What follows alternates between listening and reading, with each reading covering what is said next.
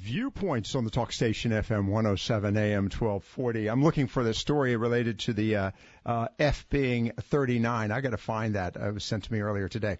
All right.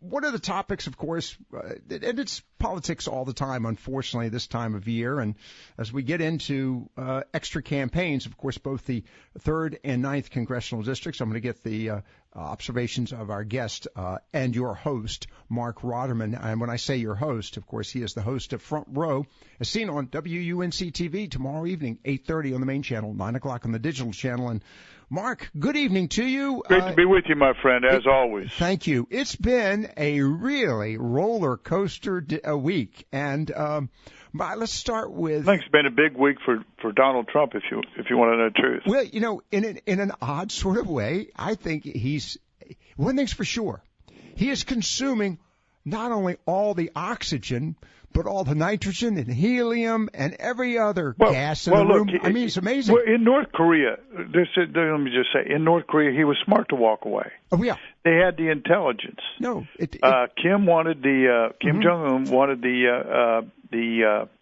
sanctions lifted. He said he would destroy one of his nuclear facilities, but he didn't know that President Trump and our CIA knew he had 2 others. Mm-hmm. And so the president was pretty, forthright. Well, if you do the other 2, which caught him by surprise, then we'll lift the sanctions. So he had no choice to walk away. In regards to the Cohen smear the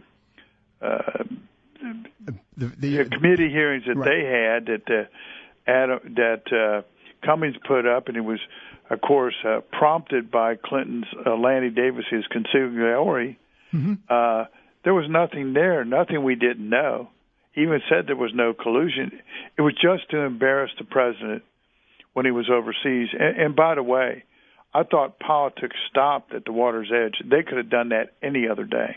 Right, and we chatted about this yesterday, that in fact it was designed to if the president were to walk away with a significant summit conclusion, maybe some sort of document, this would have dampened it significantly, but of course it did not happen. And in an odd sort of way, as you pointed out just a moment ago, the president showed courage in saying, no, this is not. Ronald Reagan walked away from Gorbachev. Uh-huh. Right. Oh, yes, he did. In Reykjavik. Yep. And let me just say just one other add on the hearings, which I don't want to give too much time to. I don't think the average mom and pop in middle America care one lick about those hearings. Not one lick. Oh, well. And candidly, I thought it was an abomination for the American political system. When you had that sort of thing going on, and you had the lady from Minnesota attack Congressman Meadows, mm-hmm. I told him frankly, I said, I would never had the temperament to hold my tongue the way you did, to at least have some sort of restraint. Well, because I think that calling somebody a racist is way overused in political talk today. We're talking about Rashida Tlaib and her comment related to Mark Meadows? Are you correct? Okay, but I just don't think you do that. And he brought somebody because the guy led being Cohen. Did you know that Cohen's testimony? He worked with Adam Schiff of the Intelligence Committee, and he worked with Cummings beforehand. That's unheard of. Now, you don't do that. You prepare your own testimony. Here's where I want to go. I want to go back to let's go this incrementally, if we could, for a moment. Let's start with the experience in Vietnam, Hanoi, where the president met with President Kim Jong-un. I want to start with this one for a variety of reasons, Mark. One, I thought it was interesting that the president would agree to meet Kim Jong-un in Vietnam, and in the process, accommodating for all intents and purposes, President Jong-un's fear, for what I see, of flying. The fact that he made those arrangements, and the other aspect of it is he did it in a country that we had been to war with for almost 30 years. And, of course, that's Vietnam. The question I may be pushing that, but it goes back to the French war there prior to the U.S. joining into that battle. But back to the issue. I thought it was very astute of the president to pick what I would call a communist country that is moving towards capitalism. And I say that's thriving. That is thriving. I'm seeing this as the president's efforts, if you will, to reach out to other countries as well as North Korea. And in the process, what impressed me was that the president, despite all the criticisms and the complaints that he was giving undue benefit and additional political capital to a known dictator, a very dangerous and violent dictator for all intents and purposes. I thought the president just showed a sense of independence there, and I think that resonates with a lot of voters. Well, I think he's to be commended to reach out to this gentleman. And I use that term loosely, the dictator from North Korea. There hasn't been any more testing. There hasn't been any more rockets going over Guam. Right. He's calmed the situation, and he's trying. But the Democrats will not even give him that. And Nancy Pelosi said it's dim prospects that anything will ever get done. Well, she said that today.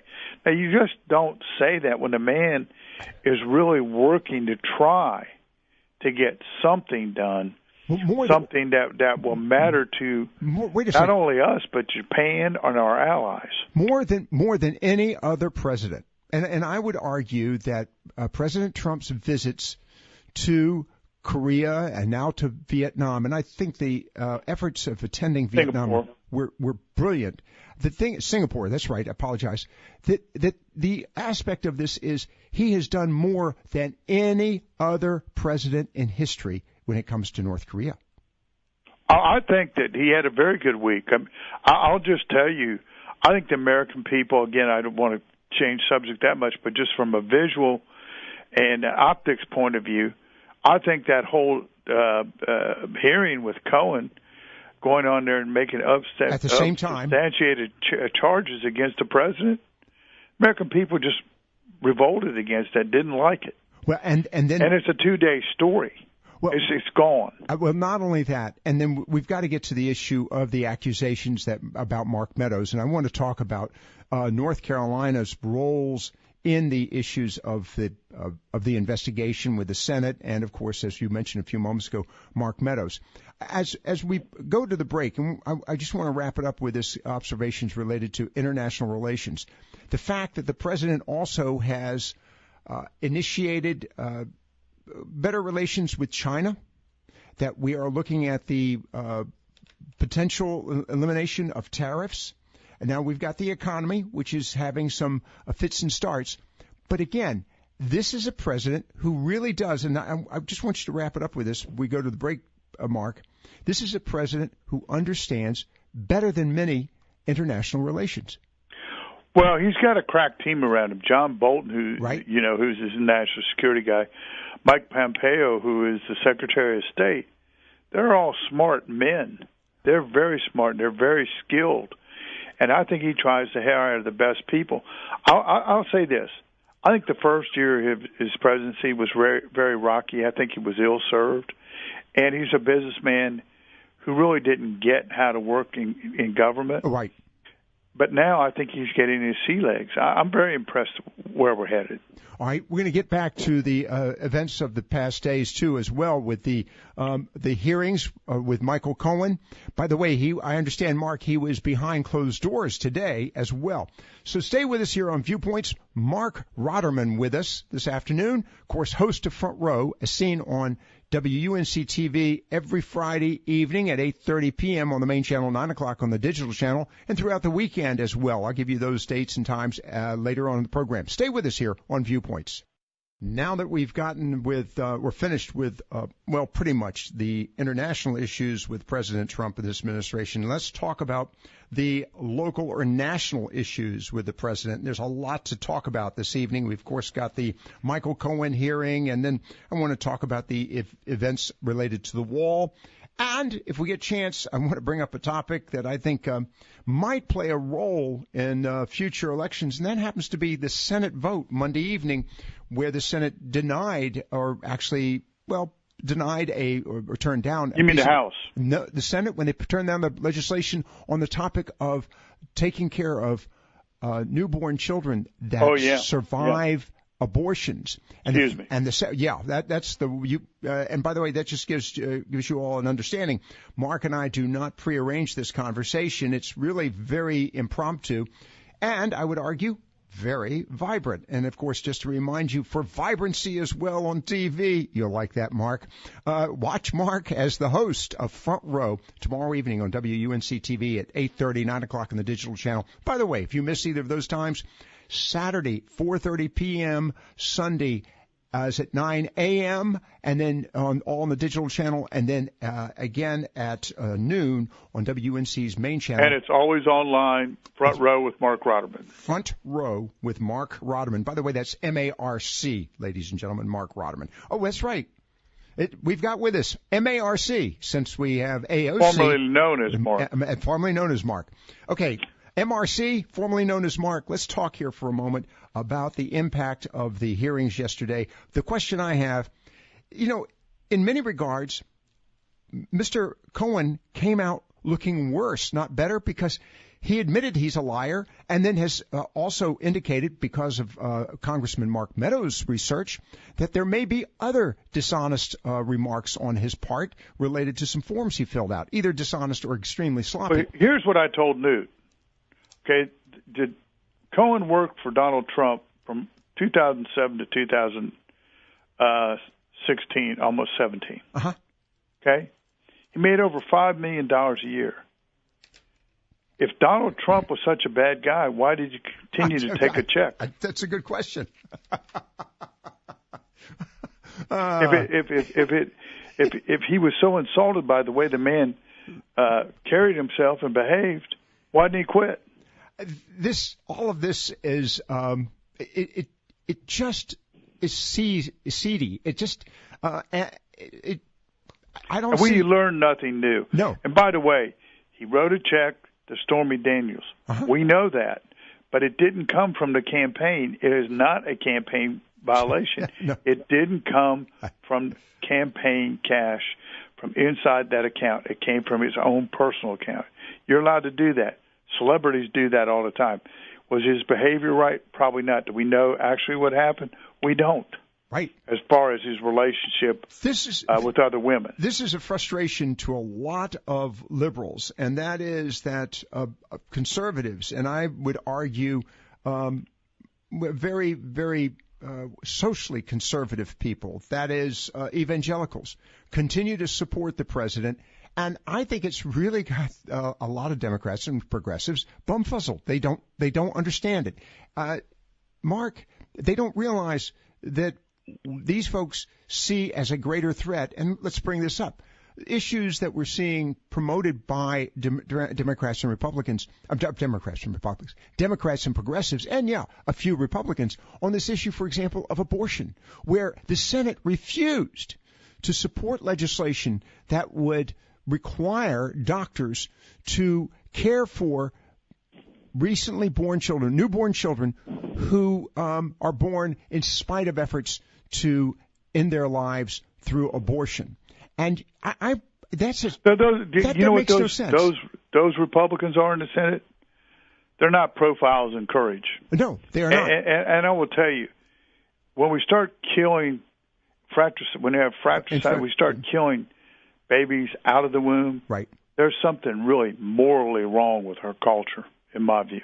Well, I think the fascinating aspect of this, and I've got to make mention of this, coming from an organization, North Carolina Policy Watch, the headline reads, "Not fixed yet. Trump administration family separation policies continue to harm innocent children." I think it's fascinating that the progressives are concerned about injuring children at the border by removing them from their parents. And I think that, or maybe not their parents, or maybe not their parents. Just coyotes that are bringing them up, or a man that brought them up so he could get in the country with 2 kids. So here we are. The progressives are concerned about the harm to those innocent children, but they don't care a whit about the harm to truly innocent children who have survived an attempted abortion.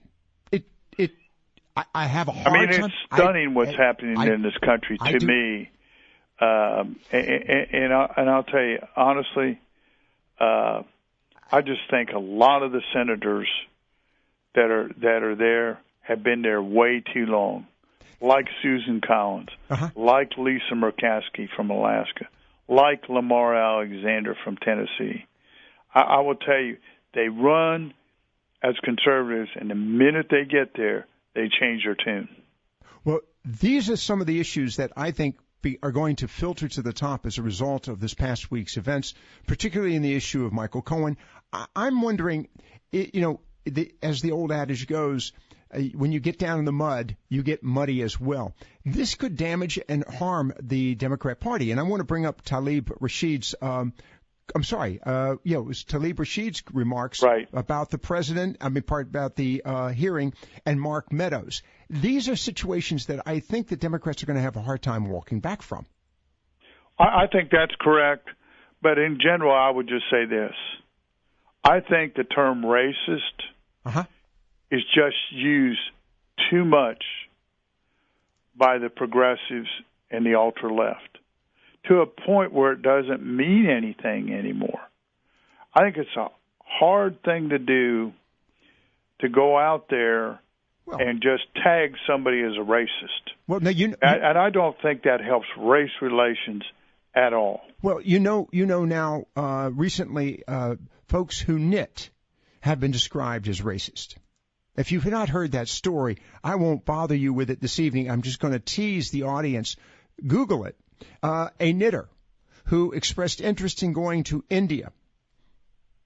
Expressed interest in going to India, was accused of being a racist. And now apparently all knitters, to those of you who are listening who have knitting needles, apparently you're racist. This is, to your point, Mark, this is getting outrageous. The new Green Deal or the Green New Deal, whichever it is.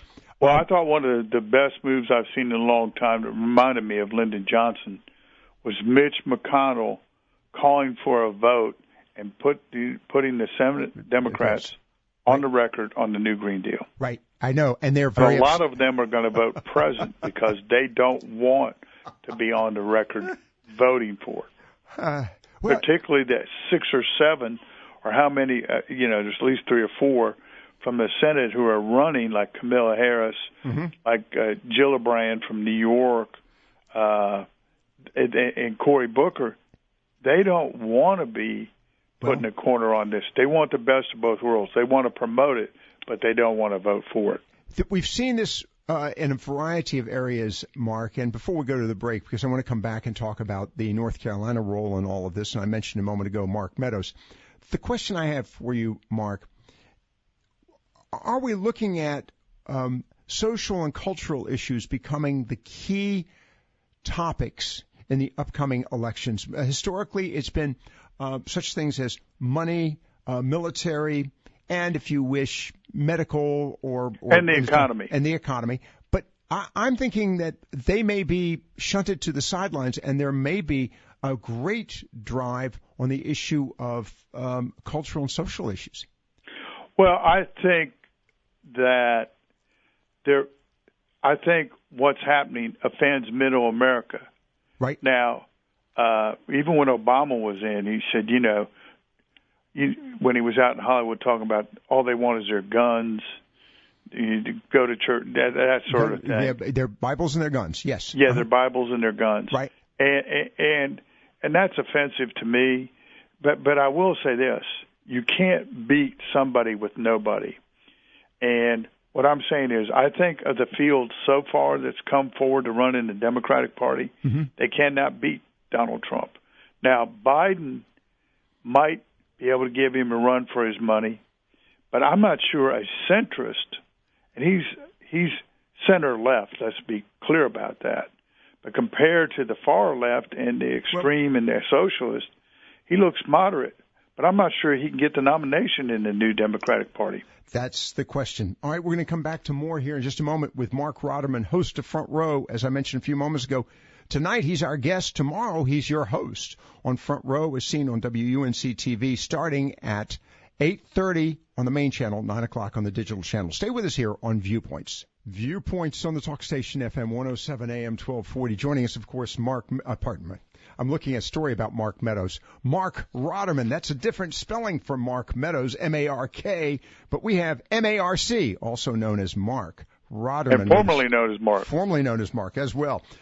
Mark, before I get to a caller standing by, very quickly, the role of both Tillis, Burr, Meadows in Washington, D.C., of course, Senator Burr is the head of was the head now, still is the head of the Senate Intelligence Committee, and he was doing a review.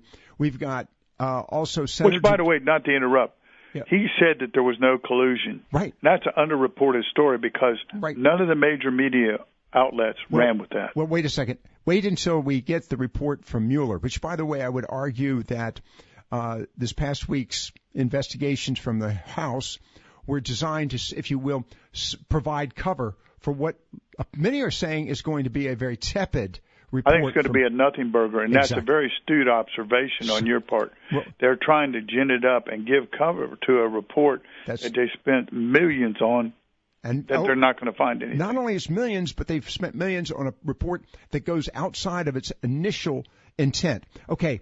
The fact, and I'm going to get Juanita on here in just a moment. Stay with me, Juanita. The fact that Senator Tillis has expressed his unwillingness to support the president on the wall, does that indicate a schism within the Republican Party, and does it possibly injure Senator Tillis's relationship with a conservative state like North Carolina? No, we're discussing now the national emergency. Yes, the national emergency. I think that the reaction to that was visceral. Mm-hmm. I've seen numbers on that. I've seen numbers on his proposed plan that could be called amnesty. Mm-hmm. I think you have really three Republican parties now. Three Republican parties? In North Carolina. You have the Trump party, which about 90% of the people support, maybe two. And I would include Meadows in that, so let's make it two. And then I would say Burr and Tillis and more the establishment wing. But the rank and file are the Trump party in this state. And I've seen numbers in the last – I'm not involved in politics, but I do see polls. Well, you read them, right? I like to talk about polls, not just public polls. Mm-hmm. And it vacillates, Lockwood, between 83 and 90% of Republicans in this state, activists, people who vote, support Donald J. Trump. Okay, it's important. All right, let's go to Juanita in Pollocksville. Juanita, good evening to you. Thanks for joining us. Good evening.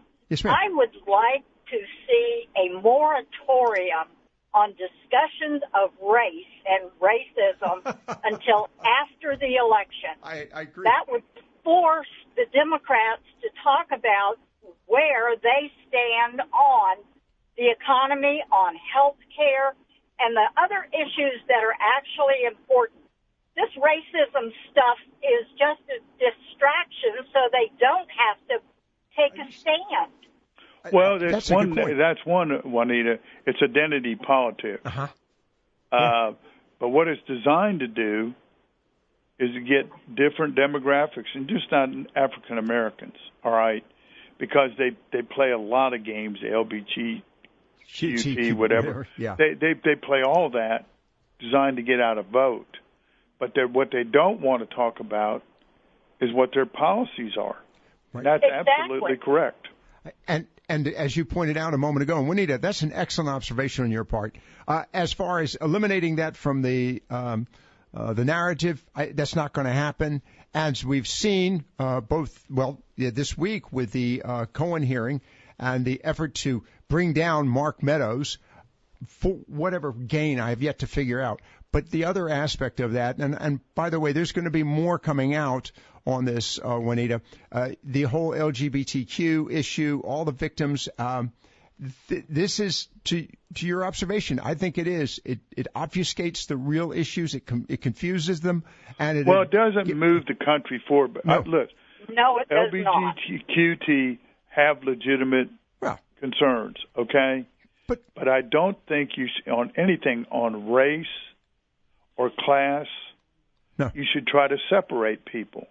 I don't think that's right for America.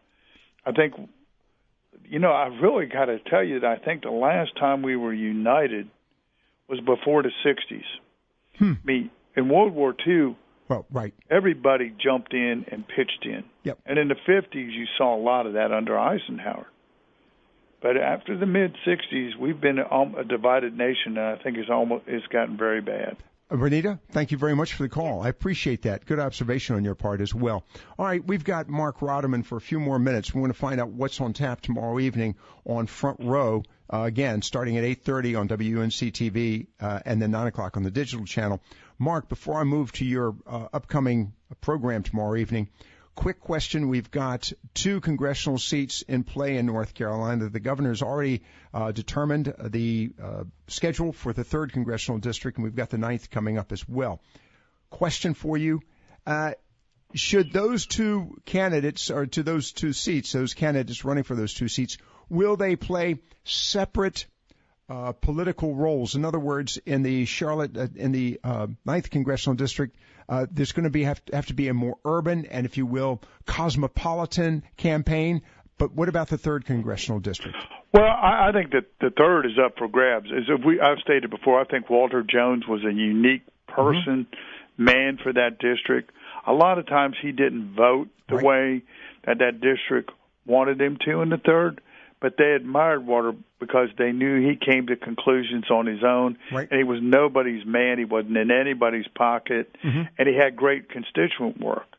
I think that this is the best chance in the 3rd district right now for Democrats to win in decades, and I mean in decades, probably since Martin Lancaster. And look, I think they'll unite around one Democratic candidate in the 3rd. In the 9th district, McCready, Dan McCready is on cruise control right now. He's going to have a ton of money. The voter scandal, voter fraud, absentee ballot scandal is going to work against any Republican. But both of these races are really turnout races. All right. Consultants will tell you need to be on by TV. I don't believe that. Well, not during the summer months. It doesn't work that well. All right. I mean, look, you're better off buying radio. That's a pitch for WTKF. Thank you very much, Marc. I appreciate that. Marc Rotterman, host of Front Row. Tomorrow evening, what will be the topics? We'll be talking about the crisis in Venezuela. We'll look back what happened this week in the General Assembly. We're going to talk about the president's emergency declaration that was shot down in the House and may well get shot down in the Senate. Wow. All right, tomorrow evening, 8:30 on WUNC-TV's main channel, 9 o'clock on the digital channel, Saturday and Sunday as well. Stay with us for more here on Viewpoints.